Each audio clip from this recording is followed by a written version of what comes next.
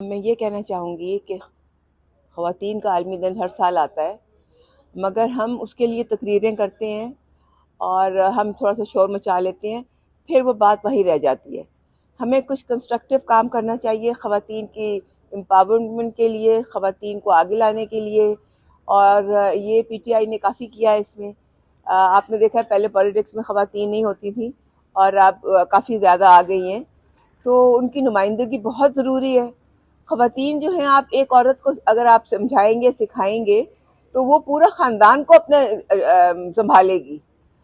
اس کے حوالے سے بہت ضروری ہے کہ ہماری جو خواتین ہیں ان کو ہر طرح کی ٹریننگ دی جائے۔ ان کو نہ صرف کہ آپ کتابیں پڑھائیں، ان کو پولیٹیکل ٹریننگ دیں، ان کو ٹیکنیکل ٹریننگ دیں، ان کو گھرداری صحیح سکھائیں، ان کو بچوں کی ٹریننگ کرنا اچھا سکھائیں۔ یہ سب اسی میں آتا ہے۔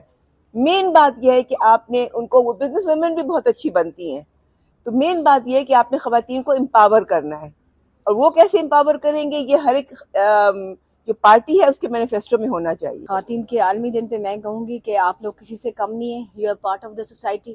سب سے پہلے تو خواتین کو حضور صلی اللہ علیہ وسلم، حضرت محمد صلی اللہ علیہ وسلم نے عزت دی تھی۔ لاسٹ جو سرمن تھا ہولی پروفٹ میں، آپ مائیں بہنیں اور جیلوں میں کام کرتی ہیں۔ لاسٹ سرمن جو ہولی پروفٹ کا میں کہنا چاہوں، O people you have rights over your wife, your wifes have rights over you, so provide them with food, clothing and shelter. اس سے بڑھ کر کیا عورت کو عزت دی گئی ہے، اور وہ ہر جگہ پارلیمنٹ میں بھی شانہ بشانہ کام کرتی ہیں۔ اور آج کل میجورٹی پاپولیشن لیڈیز کی ہے، ہر گھر میں 7:1 ریشو جا رہا ہے، تو they are not behind anyone. Even آپ پارلیمنٹ میں بھی دیکھیں کہ 100% اٹینڈنس خواتین کا ہی ہوتا رہتا ہے، اور ہر شعبے میں ہمارے آگے ہیں۔